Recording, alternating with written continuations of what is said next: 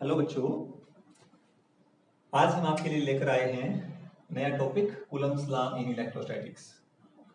लेकिन उससे पहले लास्ट लेक्चर में जाते जाते हमने क्वेश्चन पूछा था आपसे कि अगर तीन रोड ए बी सी दे रखी है तो आपने ये बताना था अगर कोई पॉजिटिव ग्लास रोड में किसी एक रोड के आसपास ले जाऊं तो आपने ये बताना था कि इन रोड्स पे क्या चार्ज आएगा अगर ग्लास रोड नजदीक लाके इनको फिर जस्ट सेपरेट कर दिया जाए। तो आप देखिए क्या आएगा।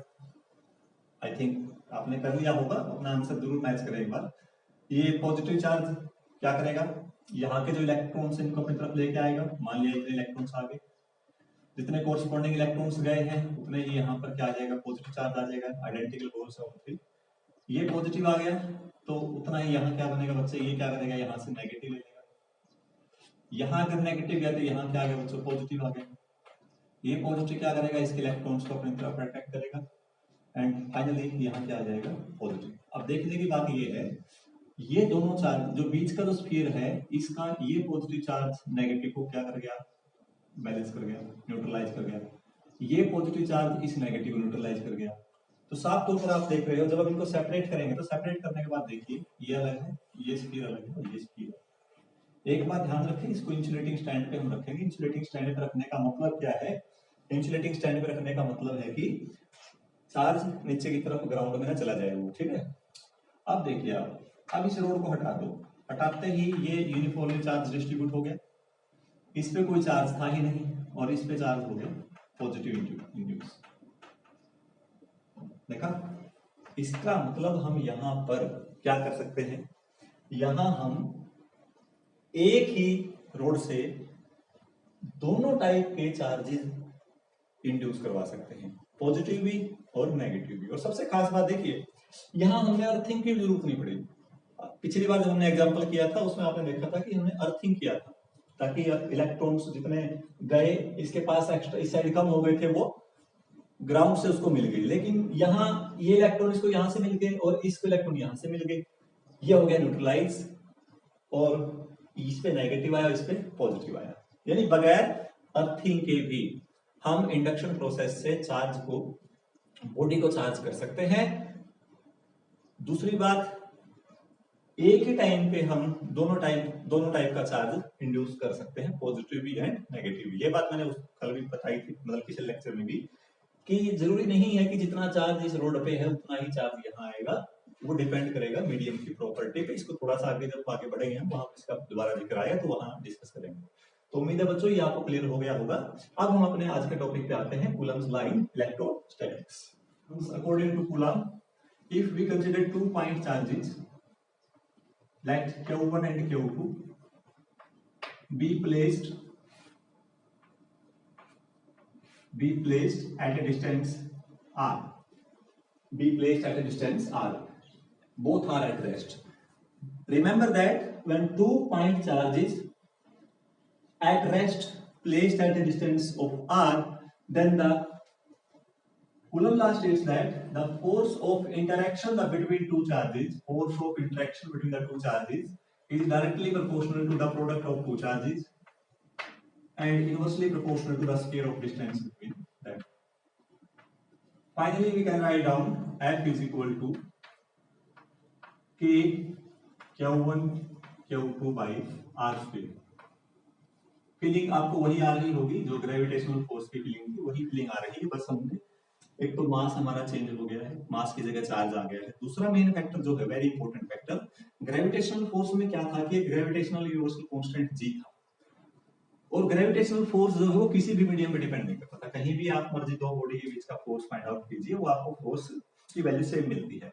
लेकिन इस केस में जो फोर्स है, मैग्नीट्यूड ऑफ फोर्स, वो मैग्नीट्यूड ऑफ फोर्स डिपेंड कर रहा है मीडियम पे और ये जो वैल्यू है ये उस मीडियम की प्रॉपर्टी को शो कर रही है। ठीक है, तो इसके बारे में हम जिक्र करेंगे। एक बार इसको हम फुल फॉर्म में लिख देते हैं। देखिए बच्चे, तो ये तो आ गई एक formation, Coulomb's law in electrostatics. ये वो केस निकालना है जब हमारे चार्जेस कहां प्लेस्ड हैं, वैक्यूम में। When charges are placed in vacuum, placed in vacuum. अब इसको अगर हम थोड़ा सा और ढंग से लिखें तो जो k वैल्यू है, इस k की जो वैल्यू आती है वो आती है 1/4 pi epsilon not k1 k2 divide by r square. ये एक कांस्टेंट है और इस कांस्टेंट की वैल्यू जो है हम वो लिख सकते हैं 1/4 pi epsilon naught can be written as 9 into 10⁹ newton. अगर इसकी वैल्यू निकाले हम newton metre square per coulomb square, newton metre square per coulomb square, ये इसकी वैल्यू आ जाएगी। और जो ये फैक्टर है एप्सिलॉन नॉट, यहीं से इसकी अगर वैल्यू निकालें आप, वो आ जाएगी 8.85 10⁻⁻12 यूनिट। इसका उल्टा है क्योंकि अब आप एप्सिलॉन नॉट निकाल रहे हैं तो फोर्स नीचे आ जाएगा, तो आएगा कूलम स्क्वायर पर न्यूटन पर मीटर स्क्वायर। ठीक है, लगे हाथ तो इसका डायमेंशनल फार्मूला भी आप चेक कर लीजिए।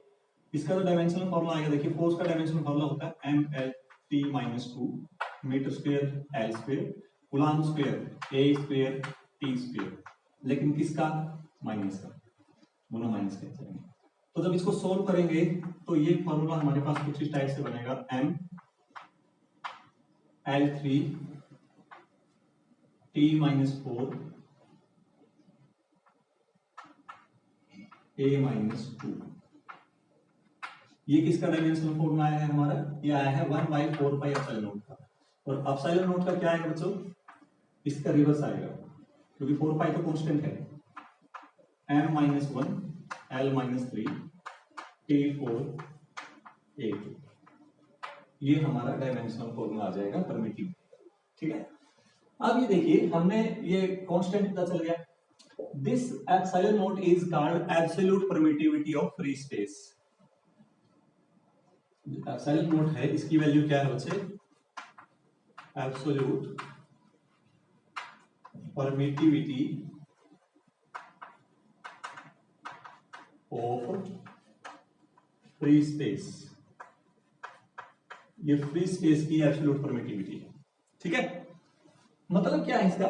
ये वो प्रॉपर्टी है मीडियम की जो इलेक्ट्रोस्टैटिक फोर्स दो चार्जेस के बीच का है, ये डिसाइड करेगा कि वो फोर्स कितना होगा, कितना रहेगा। ये बहुत इंपॉर्टेंट फैक्टर है। ये मीडियम की प्रॉपर्टी जो है डिफरेंट मीडियम के लिए डिफरेंट होगा।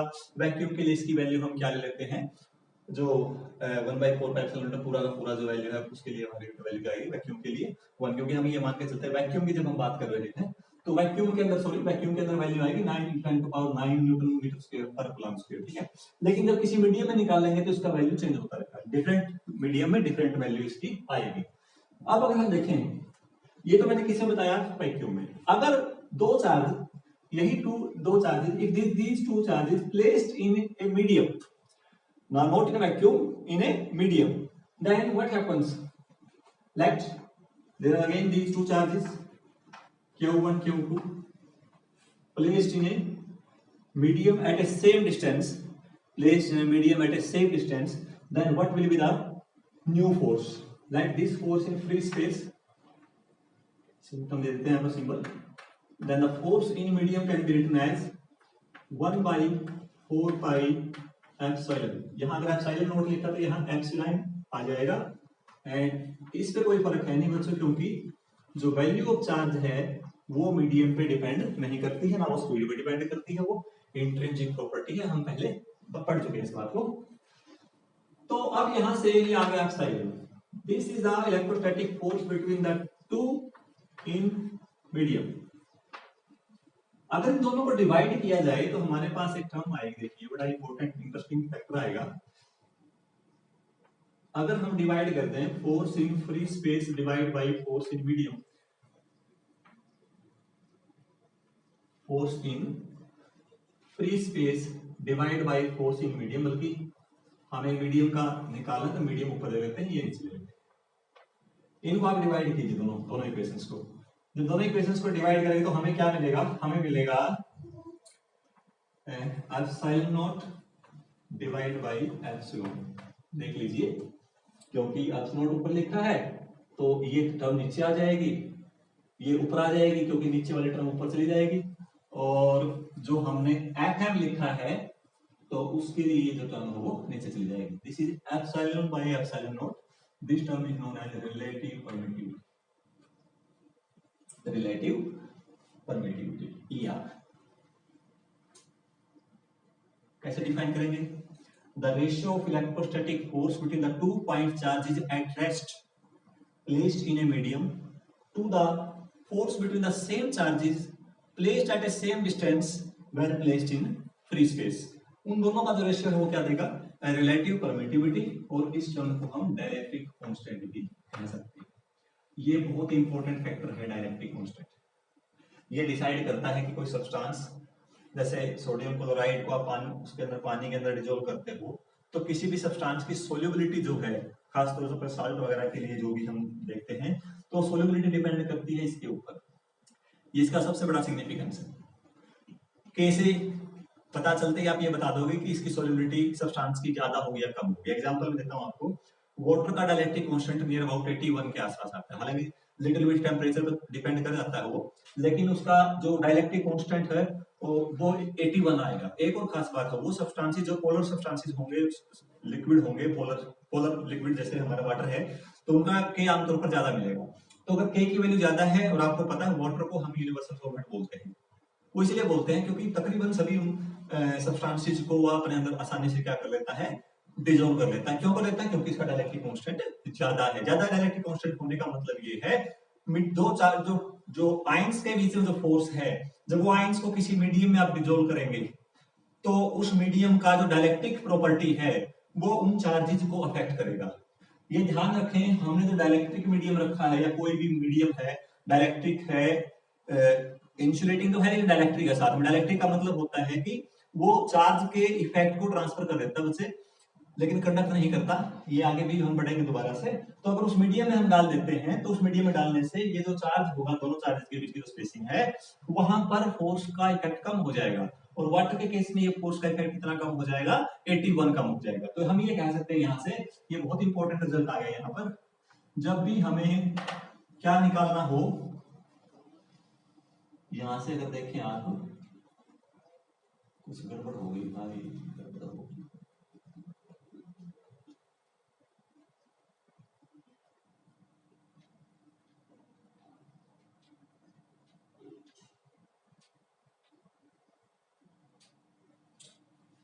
देखो, हम ये कह रहे हैं कि जो परमिटिविटी आई, देखिए हमारे पास क्या आ गया? Force in free space, this is the force in medium, force in medium, epsilon is the permittivity of medium, epsilon naught is the permittivity of free space.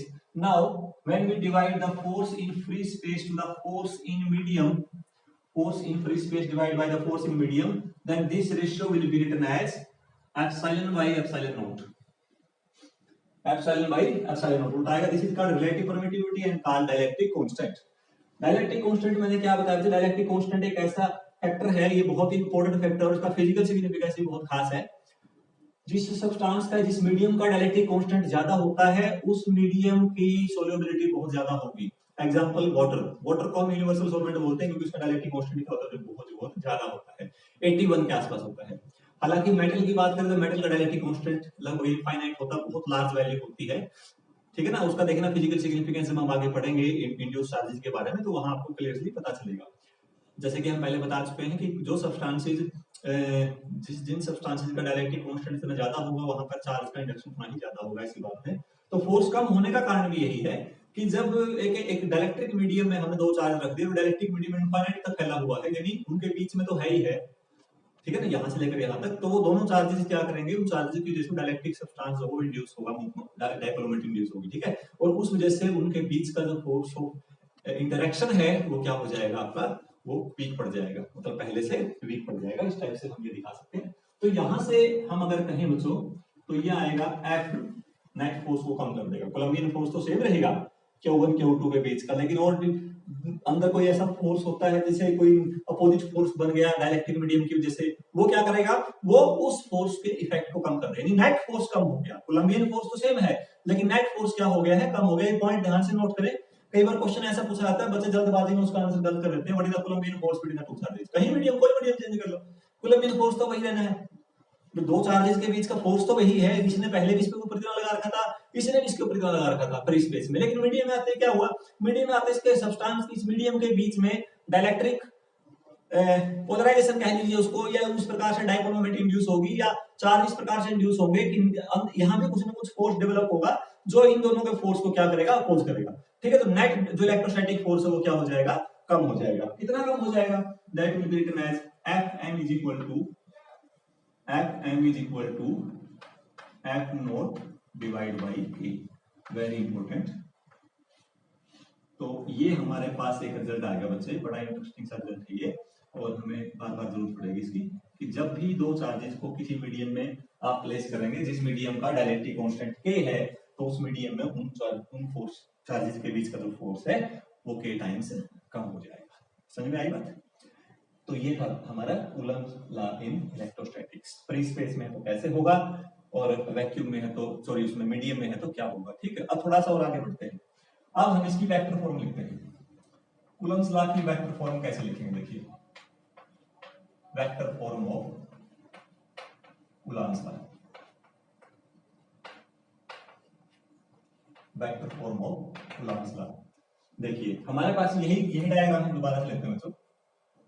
Let this is Q1, this is Q2, distance between is R। मान लेते हैं बच्चे दोनों charges इस तरह से हैं। Let us consider the two charges in such a way that the product of two charges is greater than 0। What does it mean? अगर दो चार्जेस का प्रोडक्ट 0 से ज्यादा है, इसका मतलब both charges having same polarity, या तो दोनों पॉजिटिव होंगे या दोनों क्या होंगे, नेगेटिव। क्योंकि पॉजिटिव का प्रोडक्ट करोगे तो पॉजिटिव आना, और नेगेटिव का प्रोडक्ट भी क्या आएगा, पॉजिटिव आएगा, इसलिए ग्रेटर देन 0 आएगा। दूसरा पॉइंट, अगर एक चार्ज पॉजिटिव है और दूसरा नेगेटिव है तो उस केस में हमारा केस बन जाएगा लेस देन 0। अगर ये कंडीशन है तो एक पॉजिटिव होगा एक नेगेटिव होगा, यानी फोर्स होगा अट्रैक्टिव। और अगर ये कंडीशन है तो दोनों के दोनों या तो नेगेटिव होंगे या पॉजिटिव, तो फोर्स क्या होगा, रिपल्सिव।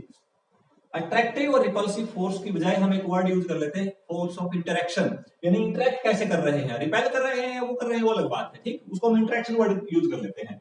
लेकिन अगर हम यहाँ पर ये केस मान के चले कि two charges, product of two charges is greater than 0, it means that the force between the to charge particle is repulsive. This force apply, this charge apply the force on this charge in this direction, and this Q2 charge apply the force in this direction. This is F1, this is F2। एक और थोड़ा सा अगर ध्यान दें, this is force on 1/2, this is force on 2/1। ठीक है, अब आपको पता है जब भी हम वेक्टर की बात करते हैं, we have to decide about the direction of that quantity, and how we can define और डिसाइड द डायरेक्शन। अब हमें पता है फोर्स, आपको क्लियर सी बात पता चल गई बच्चे कि ये इसको इस तरफ रिपेल करेगा, तो उसका कोई तो सेंस बनाए हम। और आपको पता है किसी भी डायरेक्शन, किसी वेक्टर की या कोई फिजिकल क्वांटिटी अगर उसकी डायरेक्शन हमें बतानी है तो we have to try unit vector, और किसकी डायरेक्शन के अलाउंग, उसी डायरेक्शन के अलाउंग। क्योंकि यूनिट वेक्टर में एक खास बात ये है जो डिफाइन इस तरह से किया गया उसको, कि उसको आप ड्रा तो कर सकते हो यूनिट वेक्टर को किसके अलाउंग, गिवन फिजिकल क्वांटिटी के अलाउंग, बट उसको अगर मल्टीप्लाई करोगे उसके साथ तो उसके मैग्नीट्यूड पर कोई फर्क नहीं डालेगा। अगर ये 20 न्यूटन का फोर्स आ रहा है तो यूनिट वेक्टर के मल्टीप्लाई करने के बाद भी 20 न्यूटन ही रहेगा, लेकिन ऐसा क्या फायदा करेगा, ये हमें डायरेक्शन डिसाइड करवा देगा इस फोर्स की। तो इसकी डायरेक्शन मान लेते हैं हम किस तरफ, यूनिट वेक्टर कहां से कहां डिसाइड किया आपने, R1 2। तो याद ध्यान रखें, अगर फोर्स F21 लिया है, F21 फोर्स का मतलब क्या है, force on charge Q2 by Q1, और F12 का मतलब क्या है, force on charge Q1 by Q2, और उनके बीच की डिस्टेंस कितनी है, R है। बीच की डिस्टेंस कितनी है, R। इसका यूनिट वेक्टर ये, इसका यूनिट वेक्टर इस तरफ डायरेक्शन जा रही है, डायरेक्शन की सेंस हमें कुछ ना कुछ तो चाहिए कि कहां से कहां है डायरेक्शन, 2 से 1 की तरफ है जी, तो 2 से 1 की तरफ अगर डायरेक्शन दिखाओगे तो इसकी डायरेक्शन बेटे आप ऐसे दिखा सकते हो, ये आपका यूनिट वेक्टर हो जाएगा R21। क्लियर है ना बात? तो 1 2 के लिए यूनिट वेक्टर 21 है और 21 के लिए 1 2 है। ठीक, जो मैंने सेंस ली है उसके अकॉर्डिंग आप अपने अकॉर्डिंग कुछ इसको दिखा सकते हो, लेकिन होना चाहिए प्रॉपर, ऐसा नहीं हो कि डायरेक्शन उल्टी बन जाए और फिर वो समझ में ना आए। तो ये बच्चे हमारे पास डायरेक्शंस आ गई हैं। अब क्या किया जाए, जो इंटरेक्शन फोर्स है इनके बीच का, तो उसको निकालने का वही तरीका है, F12 अगर मैं लिखूंगा that will B K Q1 Q2 divide by, अब मान लेते हैं बच्चे मैं पहले निकाल रहा हूं F12, तो F12 में ये डिस्टेंस हम क्या अज्यूम करेंगे R21 स्क्वायर, ठीक है। और ये तो अभी तो क्या है, स्केलर है, इसको अगर वेक्टर बनाएंगे तो वेक्टर बनाने के लिए यहाँ पर R21 यूनिट वेक्टर से भी मल्टीप्लाई करना पड़ेगा।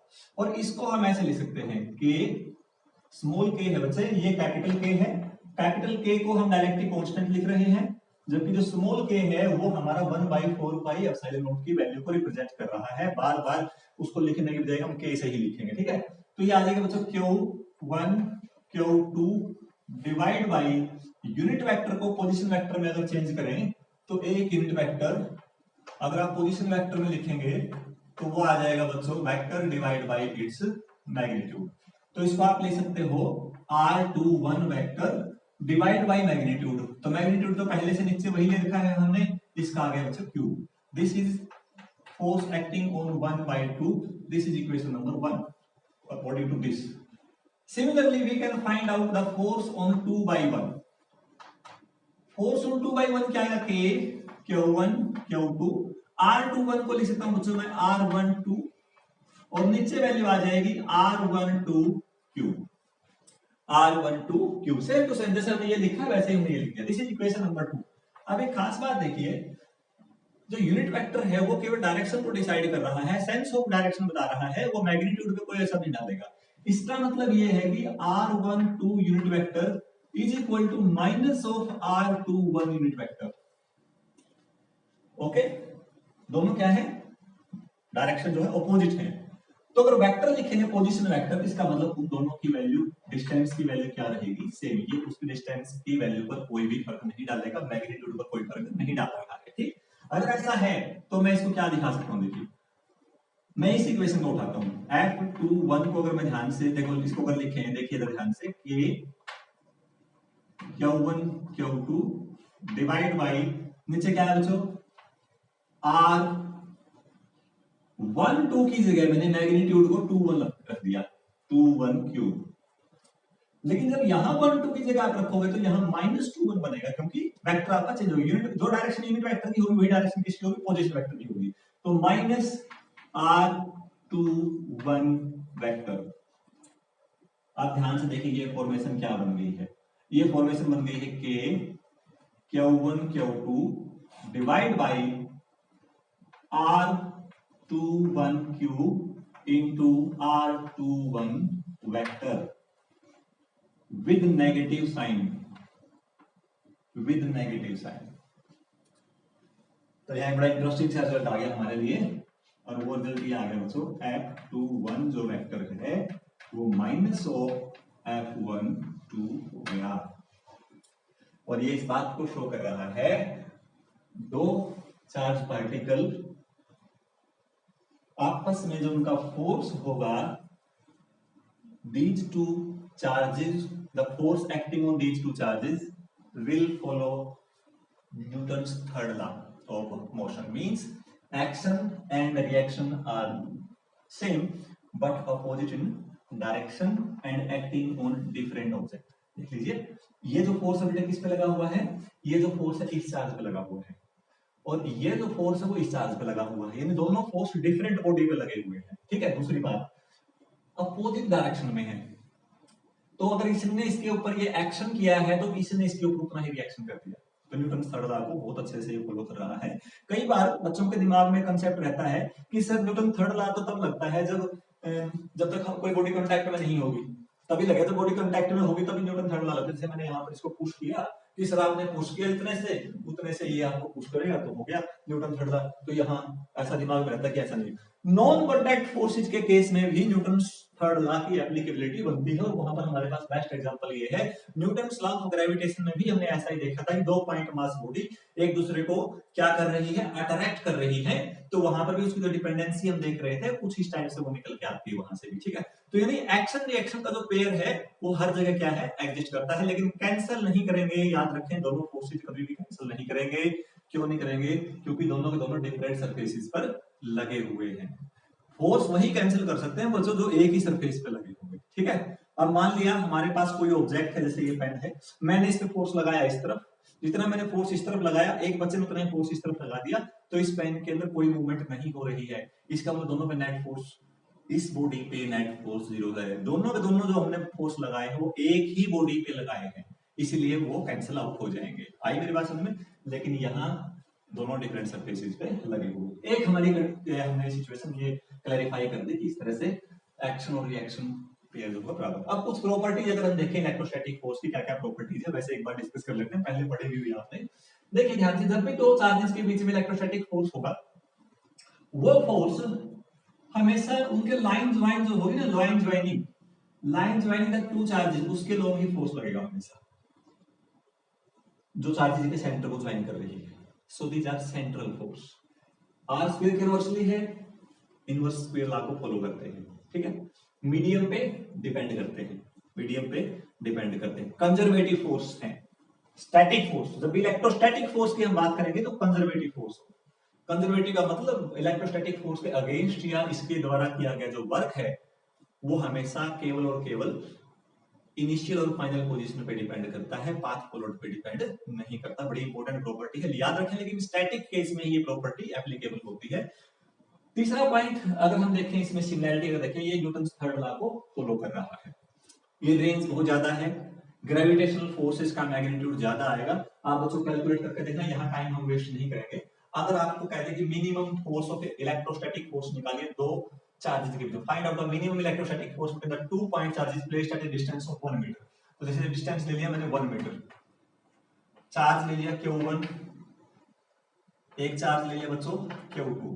तो जो Q1 चार्ज ले लिया उसकी वैल्यू ले लेते हैं, मान लिया हमने मिनिमम कहाँ है ना, तो फिर हम मान नहीं सकते। मैं थोड़ा क्वेश्चन को मैंने रिपीट नहीं किया। मिनिमम फोर्स निकालना है, मिनिमम इलेक्ट्रोस्टैटिक फोर्स। तो मिनिमम इलेक्ट्रोस्टैटिक फोर्स निकालने के लिए हमें चार्ज की मिनिमम वैल्यू लेनी पड़ेगी, और minimum basic unit of charge हम क्या मान के चले थे, 1.6 × 10⁻⁹ कूलम। और ये भी बच्चों इतना ही ले लिया, 1.6 × 10⁻⁹ कूलम। अब इन दोनों से हम इलेक्ट्रोस्टैटिक फोर्स निकाल सकते हैं कि Q1 Q2 बच्चों आप निकाल के देखना, आपके लिए छोड़ देता हूं ये। इसी प्रकार इन्हीं दो फोर्स के बीच में बच्चों मैग्नेटिक फोर्स भी सॉरी ग्रेविटेशनल फोर्स भी निकाल के देखना। जब आप इनका ग्रेविटेशनल फोर्स निकालोगे G m1 m2 divide by r square. याद रखें m1 इलेक्ट्रॉन का मास है, m2 प्रोटॉन का मास है, दोनों मास आपको पता होने चाहिए। 9.1 10⁻31 इलेक्ट्रॉन का, 1.6 10⁻27 किसका होगा, प्रोटॉन का, divide by r is equal to 1 metre. Gravitational constant 6.67 10⁻11, ये वैल्यू पुट करोगे तो ग्रेविटेशनल फोर्स की वैल्यू आ जाएगी, यहाँ इलेक्ट्रोस्टैटिक फोर्स की। और जब आप चेक करोगे तो आप ये देखोगे कि इलेक्ट्रोस्टैटिक फोर्स ग्रेविटेशनल फोर्स से कहीं ज्यादा होता है, कहीं ज्यादा होता है। एक आसान सा एग्जांपल ले, तो मैंने पिछले फर्स्ट लेक्चर में आपको मैंने डेमोन्स्ट्रेशन करके दिखाया था कि अगर मैं एक पेन को, प्लास्टिक को मैं कपड़े से रब करके, सिल्क के कपड़े से, और कागज के टुकड़े की तरफ मैं लेके गया तो उसने उसको एकदम से अट्रैक्ट कर लिया, जबकि ग्रेविटेशनल फोर्स उस कागज के टुकड़े को क्या कर रहा है, उसको अपनी तरफ अट्रैक्ट कर रहा है, लेकिन इलेक्ट्रोस्टैटिक फोर्स ने उसको अपनी तरफ अट्रैक्ट कर लिया। तो इस बात को शो कर रहा है कि इलेक्ट्रोस्टैटिक फोर्स जो है वहां से पता चल रहा है कि वो ग्रेविटेशनल फोर्स का मैग्नीट्यूड कहीं ज्यादा होगा, और ये रेशियो काफी ज्यादा आएगा। आप निकाल कर देखना, ये आपके लिए छोड़ देता हूँ, ठीक है। एक पॉइंट बेटा ये हो गया। दूसरा पॉइंट प्रॉपर्टी की हम बात कर रहे हैं। इलेक्ट्रोस्टैटिक फोर्स हमने बताया कैसे हैं, कंजर्वेटिव हैं, इनवर्स लॉ को फॉलो करते हैं, सेंट्रल फोर्सेज हैं, ठीक है। एक और मेन बात देखो, जब भी हम ये इलेक्ट्रोस्टैटिक फोर्स का जिक्र कर रहे हैं तो एक पॉइंट आता है निकल के कि फील्ड पार्टिकल क्या होता है। फील्ड पार्टिकल यानी किसी न किसी फोर्स के लिए कोई ना कोई फील्ड पार्टिकल रिस्पॉन्सिबल है।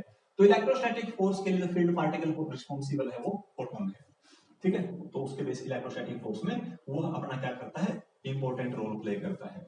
इसके बाद अगर हम देखें तो प्रॉपर्टीज में आमतौर पर हमने कर ली है, लेकिन एक बात हमें ध्यान रखनी है कि इसका जो Coulomb's law of electrostatic force है, इसकी कुछ लिमिटेशंस भी हैं, और दो लिमिटेशंस बड़ी इंपॉर्टेंट है, ध्यान से अगर आप देखें। पहली बात तो ये फोर्स केवल और केवल पॉइंट चार्जेस के लिए ही एप्लीकेबल होगा। तो पहली लिमिटेशन है ओनली एप्लीकेबल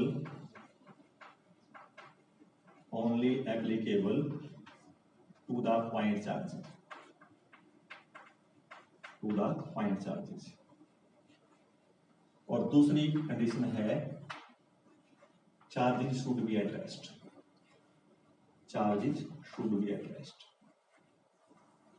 शुड की बजाय बी एट रेस्ट। अगर दोनों चार्ज बेटे मोशन में है तो इलेक्ट्रोस्टैटिक फोर्स अप्लाई नहीं कर सकते।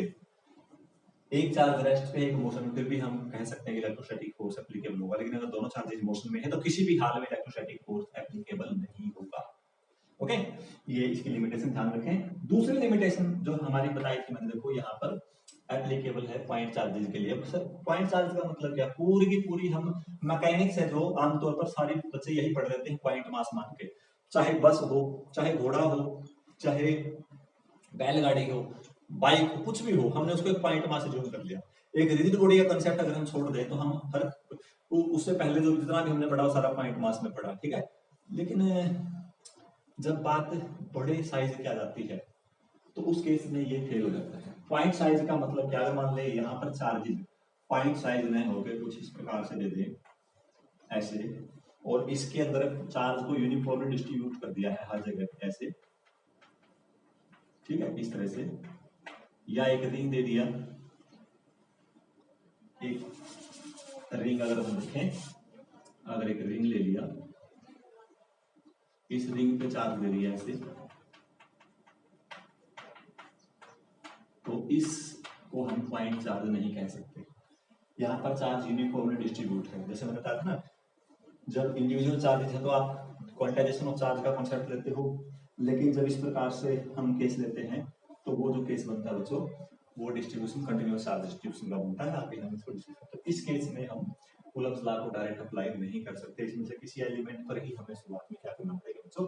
अप्लाई करना पड़ेगा, ठीक है। तो ये था हमारा कूलम्स लॉ से रिलेटेड पॉइंट्स। अब कुछ क्वेश्चंस करके देखते हैं। देखो वेक्टर फॉर्म में पता चल गई।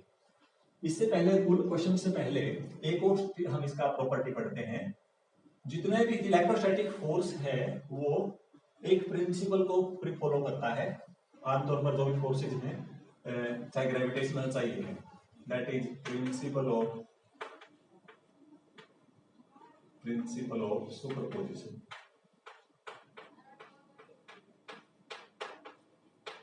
Principle of superposition. तो प्रिंसिपल ऑफ सुपरपोजिशन क्या कहता है?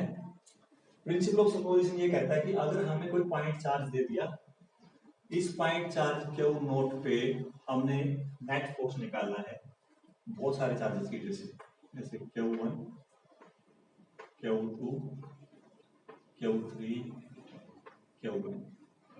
तो हम कैसे निकाल लेंगे? इस पॉइंट चार्ज पर Q1 की वजह से जो फोर्स आया है, इस पॉइंट चार्ज पर Q3 की वजह से जो फोर्स आया है, इस पॉइंट चार्ज पर Q2 की वजह से जो फोर्स आया है, और इस पॉइंट थोड़ा इस तरफ मान लें ताकि इसको दिखाने में आसानी रहे कि Q नोट था हमारा, और इस पॉइंट चार्ज पर Qn की वजह से जो फोर्स आया है, जो नेट फोर्स होगा वो नेट फोर्स इन सभी फोर्सेस के इंडिविजुअल फोर्सेस के वेक्टर सम के बराबर होगा। The force acting on a point charge due to all other charges is equal to vector sum of all the force acting on that point charge due to by individual charges. अलग अलग charges के द्वारा जो इसके ऊपर force act हो रहा है उन सबके वेक्टर सम के इक्वल आएगा। तो इस केस में अगर हम नेट फोर्स निकालें F is equal to that F is calculated as F01, F02 and so on to F0n। इसको बच्चों आप फॉर्मेशन में लिख सकते हैं क्योंकि वेक्टर फॉर्मेशन आपको निकालना आ गया है। देखो अगर वेक्टर फोर्स मैं ऐसे लिखता हूँ तो पहले वाला फोर्स कैसे लिखोगे एक बार दिखा दो, हल्के से वेक्टर सम दिखा दें इसका, Q1 Q2 डिवाइड बाय, नीचे आ जाएगा बच्चों देखो, मान ले 1 2 का निकाला हमने, 1 और नोट का, क्योंकि सबके फोर्स नोट पे निकाल रहे Q नोट पे, तो Q नोट तो हर एक केस में आएगा। Q1 ने लगाया, इसका फोर्स इस तरफ लगा है 1 के ऊपर, किसकी वजह से? नोट के ऊपर 1 की वजह से, तो इसका यूनिट वेक्टर ले लेंगे R10, तो नीचे आ जाएगा R10 क्यूब R10 वेक्टर। दूसरे का आ जाएगा बच्चे के Q2 Q note divide by R20 vector, और लास्ट का आ जाएगा के Q1 Qn Q note divide by Rn note cube Rn note vector.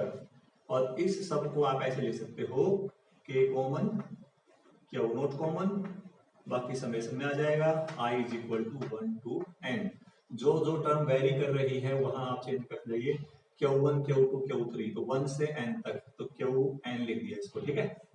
और नीचे आ जाएगा उसे Rn नोट क्यूब, और यहाँ आ जाएगा Rn नोट वेक्टर, क्योंकि नोट तो हर जगह सेम है। जो वेरी कर रहा है, जो वेरिएबल हमने यहाँ कंडीशन लगाई है, I की वैल्यू n नहीं करेंगे बच्चों, I करेंगे यहाँ पर, क्योंकि I से n वेरी कर रहे हैं हम, तो यहाँ आ जाएगा I, तो यहाँ भी क्या आएगा, I आ जाएगा।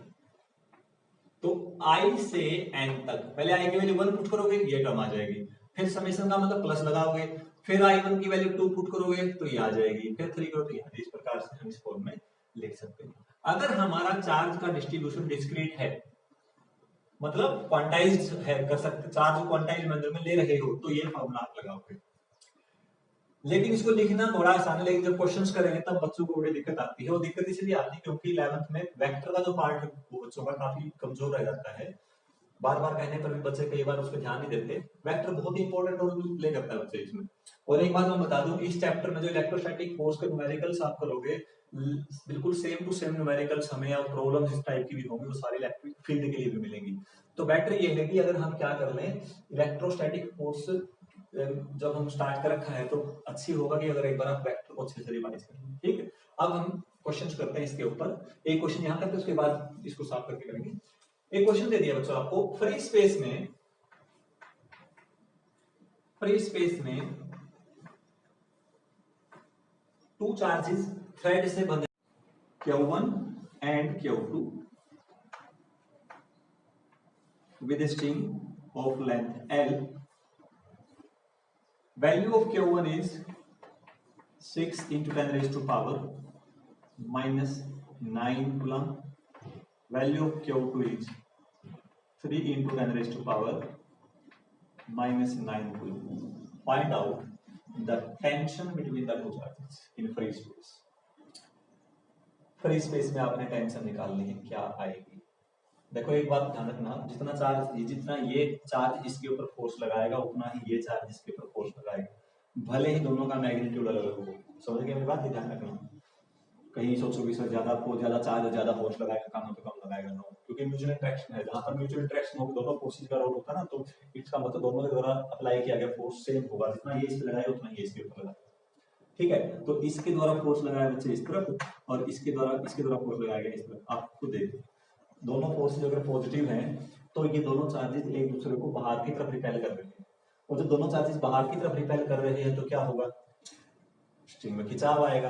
तो कितना खिंचाव आएगा, इतना मैक्सिमम स्ट्रेच कर सकते हैं। कितना कर सकते हैं, इस लेंथ के इक्वल, इससे ज्यादा दूरी नहीं जा सकते हैं, कंडीशन हमने बोल दिया इस टाइम, तो वो आपका जो स्ट्रिंग हो टूटेगा। तो टेंशन कैसे निकालोगे, tension is equal to force between the two charges, that is the tension. अब कहोगे सर नीचे क्यों नहीं आया, क्योंकि मैंने फ्री स्पेस की कंडीशन लगा दी, और फ्री स्पेस में आपको बता दें, अगर आप यहाँ फ्री स्पेस है, अगर मैं ये पेन और ये जो चौक और ये पेन ऐसे रख दूं तो बस ये यही रहेगा, यानी ग्रेविटेशनल फोर्स इनके ऊपर एक्ट नहीं करेगा। और अगर ग्रेविटेशनल फोर्स एक्ट नहीं करेगा तो नेचुरल सी बात है, फिर इसको आप क्या करोगे, फिर एक नॉर्मल केस बनेगा, पैरेलल हॉरिजॉन्टली फोर्स लगेंगे, तो tension will be equal to K Q1 Q2 divided by L square. अगर L is equal to 1 metre दे रखा है तो बच्चों आप आसानी से इसका वैल्यू निकाल सकते हो। F is equal to 9 into 10 raised to power 9, Q1 6 into 3 18 divide by 10 raised to power minus 18 multiply और डिवाइड बाई 1 का स्क्वायर, ये आ जाएगा बच्चों न्यूटन। तो यहाँ से आप इसकी वैल्यू फाइंड आउट कर सकते हो। ठीक है, तो ये एक बड़े सिंपल सी प्रॉब्लम थी इलेक्ट्रोस्टैटिक्स की। और प्रॉब्लम हम करते हैं, एक बात आप ध्यान रखें, जैसे यहाँ डिस्टेंस हाफ होगी, फोर्स 4 टाइम्स बढ़ जाएगा। चार्जेस को, अगर इस चार्ज को भी आपने डबल कर दिया, इसको भी डबल कर दिया, तो फोर्स 4 टाइम्स बढ़ जाएगा। कई बार ये होता है कि ये इस चार्ज की वैल्यू इस चार्ज की वैल्यू दे दी, और नीचे वाले की भी दे दी वैल्यू डिस्टेंस की, ये डबल कर दिया, ये दोनों में डबल कर दिए, न्यू फोर्स क्या होगा सेम आएगा, क्योंकि नीचे इफेक्ट उतना ही होगा, ऊपर इफेक्ट उतना ही होगा। के की वैल्यू चेंज होने से फोर्स की वैल्यू चेंज हो सकती है। आपको दे सकता है क्वेश्चन ऐसे कि दो चार्जेस फ्री स्पेस में रखे हैं, उनके बीच में फोर्स कितना है, बच्चे एफ है। तो किसी मीडियम में हम उसको किस डिस्टेंस पर रखें ताकि फोर्स क्या रहे, सेम रहे, जिस मीडियम का डायरेक्टिव कांस्टेंट के है। इस क्वेश्चन पे थोड़ा सा हम अभी गौर करेंगे, एक बार साफ कर लेते हैं इसको। रिलेटेड अगर और क्वेश्चन देखें हम कूलम्ब्स लॉ से रिलेटेड, जैसे आपके इधर दो चार्ज हैं, two charges, one is Q1 other is Q2, separated by small distance r, इनके बीच में फोर्स है बच्चों F, ये वैक्यूम में है, ठीक है। अब इन चार्जेस को अगर हम किसी मीडियम में ले जाएं तो कहता है बताइए उनके बीच का फोर्स कितना होगा, नहीं सॉरी यही पूछ सकता है कितना होगा, तो आसानी से निकाल दोगे कि डायरेक्टिव कांस्टेंट आपको पता है तो उसको उतने टाइम से कम कर दो। लेकिन क्वेश्चन ऐसे पूछ लिया कि मीडियम में तो ले गए, लेकिन मीडियम में जाने के बाद भी फोर्स सेम रहता है, तो बताइए कि हम चार्जेस के बीच की डिस्टेंस कैसे चेंज करें ताकि फोर्स पे कोई फर्क ना पड़े। तो मान लेते हैं नई डिस्टेंस जो है हमारी, ये Q1 है, ये Q2 है, इनके बीच की डिस्टेंस हमारे बच्चों r है। हमें पता है डायरेक्टिव कांस्टेंट की जो डेफिनेशन है, या एप्सिलॉन बाय एप्सिलॉन नॉट की जो वैल्यू है वो k है। तो पहले केस का जो फोर्स है और दूसरे केस का फोर्स बराबर रखने की कंडीशन लगा रखी है इसने, तो दोनों का फोर्स निकालने देखो बच्चों क्या आएगा, पहले का फोर्स आएगा k Q1 Q2 divide by r square. k की वैल्यू पुट कर लेते हैं यहाँ पर ताकि कंफ्यूजन ना रहे। फिर k की वैल्यू क्या आएगी, 1/4 पाई एप्सिलॉन। इसमें रखो बच्चों Q1 Q2 चार्ज सेम है, 4 पाई यहाँ मीडियम है तो बेटे आपने एप्सिलॉन ले लिया, तो यहाँ क्या आएगा r डैश, ये कट गया, ठीक है। यहाँ से भी आप देखो ये 4 पाई से 4 पाई कैंसिल आउट, तो ये टर्म बच गई हमारी epsilon naught r square is equal to 1 by, इसकी वैल्यू यहाँ से देखो क्या आएगी, k into epsilon naught into r dash square, ये कट गया। तो यहाँ से 1 बाई r स्क्वायर की वैल्यू आ जाएगी 1 by k r dash square, तो r डैश स्क्वायर आ जाएगा k by r square, r dash की वैल्यू आ जाएगी रूट, ये क्या कर दिया हमने, ये गड़बड़ हो गया शायद, और इसको ध्यान से देखें, कपड़ा कहाँ गया,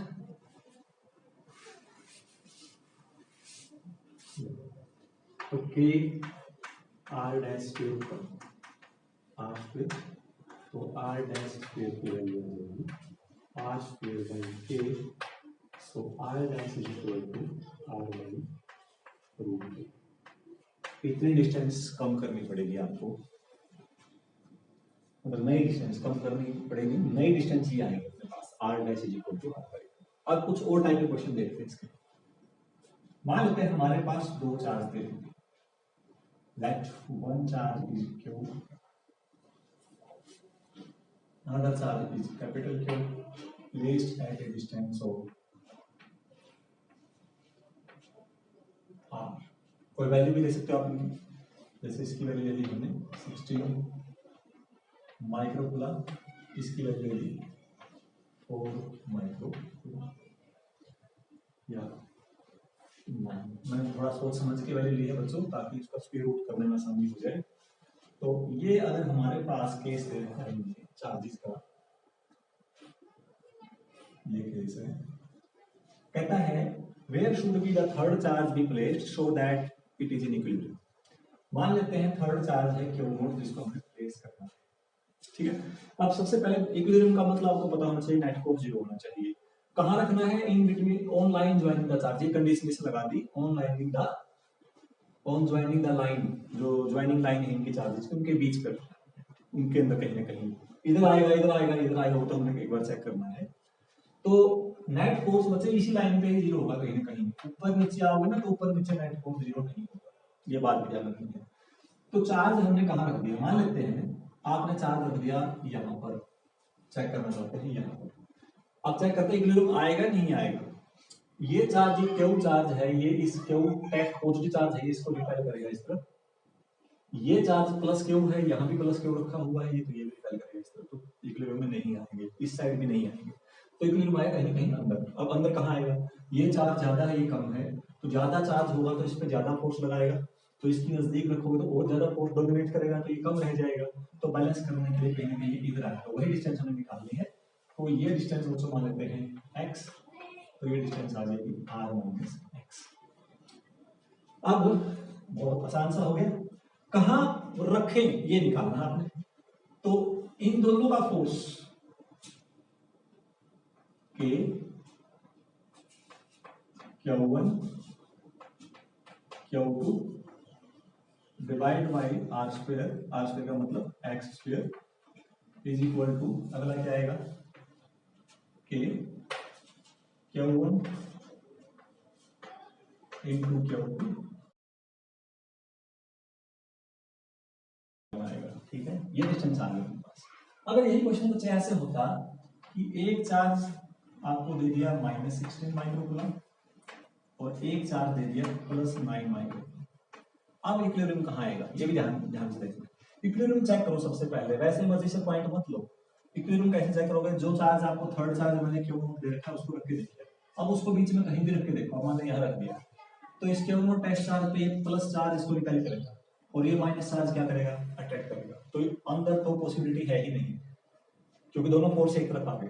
तो इस चार्ज को यहाँ रखो, इधर भी रख सकते हो, इधर रखो, तो आपको इतने समझदार हो बच्चे, क्योंकि ये ज्यादा है मैग्नीट्यूड में फोर्स, तो पहले ही ज्यादा है और फिर यहाँ रखो तो ज्यादा फोर्स लगाएगा, तो ये वाला फोर्स को कैंसिल नहीं कर पाएगा, तो कहीं ना कहीं यहाँ डिस्टेंस आएगी। तो अब की बार आपने जो पॉइंट पी है वो यहाँ लेना पड़ेगा, ये पॉइंट। तो जिस पॉइंट पर नेट फोर्स दो चार्ज का जीरो हो रहा है, that point is known as neutral point.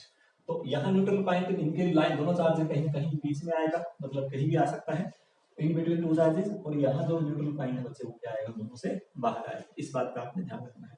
अब एक क्वेश्चन और आमतौर पर पूछा जाता है, अगर यही केस दे दिया, let us consider there are two charges in such a way that one charge is q, another charge is also q, and the distance between them is x or r. What should be the value of third charge in magnitude as well as in sign, and where it should be placed so that whole of the system is in complete equilibrium? Note that point, complete equilibrium, whole of the system. अब इस question में इसमें क्या फर्क हो गया, यहाँ अकेला एक चार्ज जो हमने रखा था, हमने केवल इस चार्ज की कंडीशन निकाली थी इक्विलिब्रियम की, मतलब ये चार्ज के ऊपर नेट फोर्स जीरो होगा, इनके ऊपर है नहीं, हमें नहीं मतलब था उससे। लेकिन जब यहाँ सिस्टम इक्विलिब्रियम में कह देगा तो हमें बहुत सोचना पड़ेगा कि इस चार्ज में भी नेट फोर्स जीरो होना चाहिए, इस पर भी नेट फोर्स जीरो होना चाहिए, और थर्ड चार्ज आप लोगे उस पर भी नेट फोर्स जीरो होना चाहिए। तो उसके लिए चार्ज का साइन भी मैटर करेगा। यहाँ चाहे आप पॉजिटिव चार्ज रखते हैं चाहे नेगेटिव, नेट फोर्स उस पे जीरो ही रहना था बेटा। अगर आप पोजीशन आपने निकाल दी इस पोजीशन पे, हमेशा नेट फोर्स जीरो आएगा।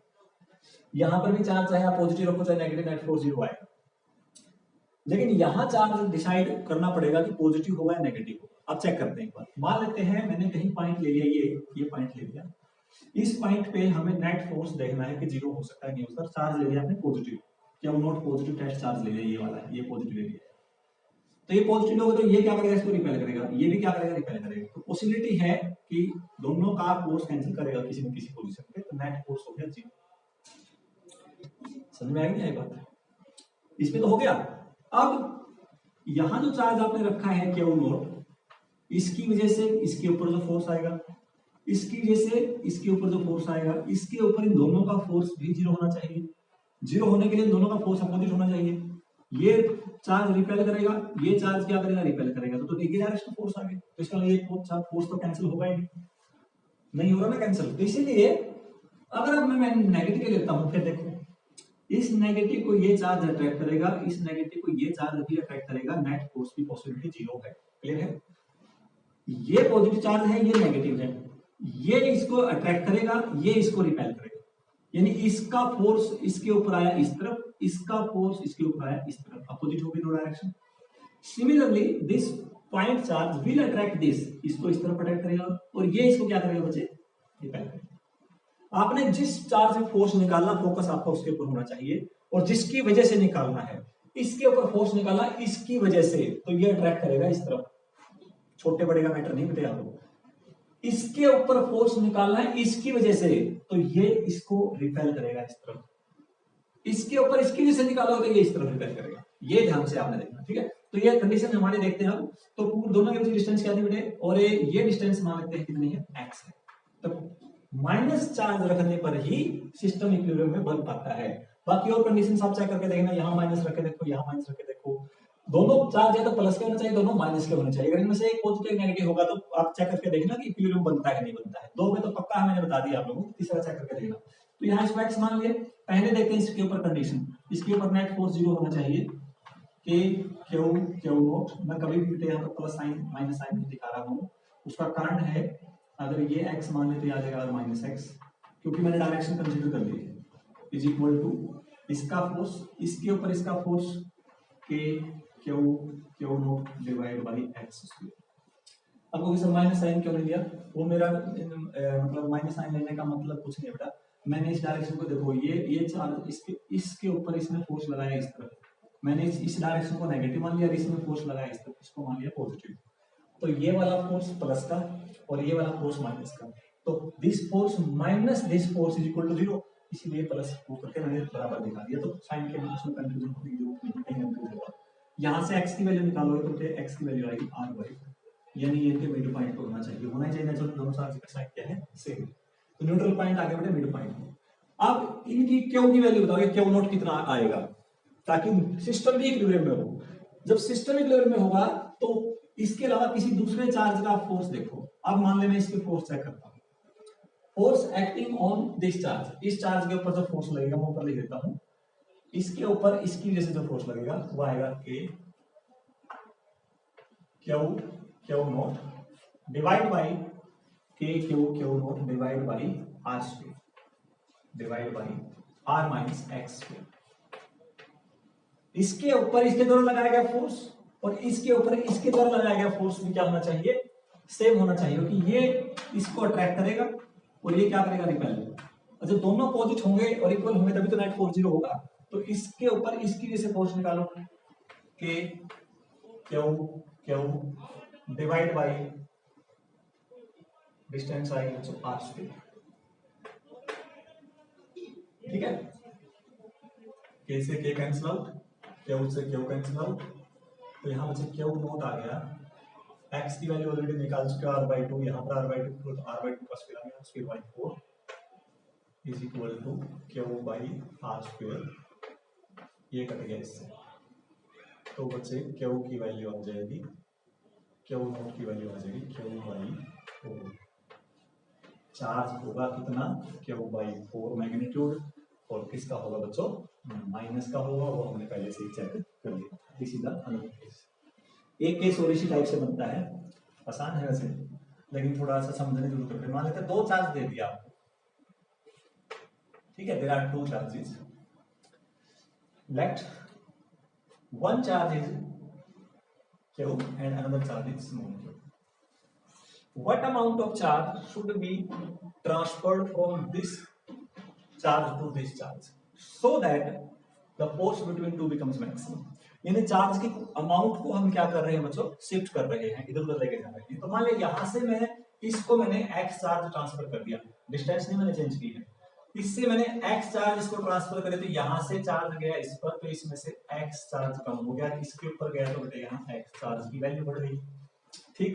अब इनका फोर्स अगर निकाल के देखें तो इनका फोर्स आएगा के Q1 कितना है, Q minus X into Q plus X divide by R square. Force vary करेगा क्योंकि चार्ज की मैग्नीट्यूड वेरी कर रहा है, ठीक है ना, और वेरी करेगा तो इस केस में आप अगर इसकी वैल्यू निकालोगे तो क्या बनेगी, देखिए यहां से f कितना आएगा, इसका डिफरेंशिएशन करेंगे किसके रिस्पेक्ट में, जो चेंज हो रही है वैल्यू, क्या वैल्यू चेंज हो रही है, x, ये क्या और क्यों तो गिवन है, फिक्स है, r फिक्स है, तो हमने x चेंज किया तो x कितना यहां से कितना यहां गया, तो x चेंज होने से फोर्स कितना आएगा, इसका प्रोडक्ट कर लो बेटा एक बार, फिर डिफरेंशिएशन करेंगे, पहले इसका प्रोडक्ट दिखाऊंगा। इसका प्रोडक्ट आ जाएगा ऊपर, नीचे तो बेटे आर स्क्वायर है ही, ऊपर आ जाएगा Q Q minus Q x plus Q x minus X square. अब इसका डिफरेंशिएशन करो अगर x के रिस्पेक्ट में, तो इसका डिफरेंशिएशन क्योंकि क्यू और क्यू गिवन वैल्यू कांस्टेंट है 0, इसका डिफरेंशिएशन आएगा बेटा माइनस क्यू एक्स का डिफरेंशिएशन 1 प्लस क्यू एक्स का differentiation 1 minus 2x divide by R square is equal to 0। इसकी वैल्यू अब यहाँ से minus Q plus Q minus 2x, 0 क्यों रखा क्योंकि फोर्स मैक्सिमम हो जाएगा, किस x की वैल्यू पर मैक्सिमम होगा तो वो निकालिए, डिफरेंशिएशन करो और x की वैल्यू निकालो। तो यहां से वैल्यू बन गई बच्चों आपके पास q minus Q by 2 is equal to x। अब x चार्ज यहां से ट्रांसफर कर दिया तो इसके पास चार्ज कितना बचा, q minus Q by 2 is equal to कितना है बच्चों, चार्ज ये आ गया 2q minus Q plus Q. अब नया चार्ज जो आएगा इसके ऊपर वो आएगा क्यू प्लस क्यू बाई 2, यहाँ भी आप निकालोगे तो वही बच्चे क्यू प्लस क्यू बाई 2। अब अगर एग्जाम में ऐसा क्वेश्चन आता है उसको डायरेक्ट कर सकते हो, आप लंबा चौड़ा करने की जरूरत नहीं है, उसका तरीका देख लेते हैं आप एक बार ट्राई करके, कई केसेस में ऐसा लग जाता है। जैसे हमारे पास प्रॉब्लम दे दी, यहाँ चार्ज दे दिया 16 माइक्रोकूलम और यहाँ दे दिया बच्चों 7 माइक्रोकूलम। कहता है यहाँ से कितना चार्ज ट्रांसफर करें, यहाँ से कितना चार्ज ट्रांसफर करें ताकि मैक्सिमम फोर्स बन जाए। जैसे यहाँ 6 ले लिया, जैसे यहाँ 8 ले लिया, ठीक है, इसको करके देखते हैं। 16 इंटू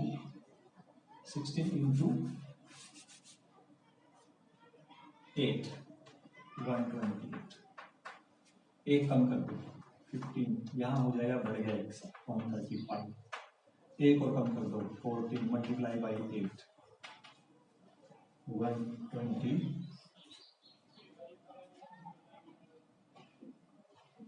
क्या कर दिया 16 8 था, 15 इंटू 9 था, 14 इंटू 10 हो जाएगा 140, 13 इंटू यहाँ एक कम यहाँ एक ज्यादा, यहाँ आ गया 143, यहाँ आ गया 12, यहाँ आ गया 12, कितना आ गया 144। इससे बाद अगर करोगे ना तो यहाँ कितना आएगा 11 और यहाँ आ जाएगा 11, यहाँ आ जाएगा 13, रिपीट करना शुरू कर देगा। तो मैक्सिमम प्रोडक्ट आ गया 144, इसके बाद तो प्रोडक्ट वही पिछले रिपीट करना शुरू करेंगे, ठीक है 144। तो मैक्सिमम प्रोडक्ट कितना आया 144, ठीक है। तो मैक्सिमम प्रोडक्ट 144 का आया जब दोनों का चार्ज कितना 12 है, तो नया चार्ज इसके ऊपर कितना आएगा 12 माइक्रोकूलम, इसके ऊपर कितना आएगा 12 माइक्रोकूलम, कितना चार्ज शिफ्ट कर दिया यहाँ से 4 इसके ऊपर चला गया, 16 प्लस 8 डिवाइड बाई 2। जब भी ये इवन नंबर में चार्जेस होंगे आप इस डायरेक्ट फार्मूला अप्लाई कर सकते हो। ओड में कई बार बेटा दिक्कत आती है क्योंकि फ्रैक्शंस में बात बन जाती है, वैसे तरीका आपको पता चल गया। मैक्सिमम चार्ज लिया अगर दोनों को जोड़ के और 2 से डिवाइड कर दो, वहां से इसके मैक्सिमम चार्ज की कंडीशन हम निकाल लेंगे, ठीक है बच्चे। ये था कूलम्स लॉ। इसके बाद इसी के ऊपर और क्वेश्चंस हम कुछ करके देखें, क्योंकि मैं स्पेशली थोड़ा सा फोकस कर रहा हूँ क्योंकि इलेक्ट्रिक फील्ड इंटेंसिटी जो न्यूमेरिकल्स होंगे ना वो तकरीबन सेम मिलेंगे, इसमें देखना काफी सारे सिमिलरिटीज मिलेंगे। तो नेक्स्ट लेक्चर भी हम इसके न्यूमेरिकल्स पे ही लगाएंगे, कोई छोटा मोटा टॉपिक अगर होगा साथ में डिस्कस कर लेंगे, लेकिन मेन फोकस हमारा इनके न्यूमेरिकल्स भी रहेगा, कूलम्स लॉ के न्यूमेरिकल्स के ऊपर। ओके, तो थैंक यू वेरी मच, उम्मीद करता हूँ आपको समझ में आया होगा। अगर कोई भी आपको लगता है फीडबैक की मतलब कमी है तो प्लीज वो फीडबैक जरूर दें बच्चों, ताकि मैं उसको आने वाले लेक्चर्स में इंप्रूव कर सकूँ।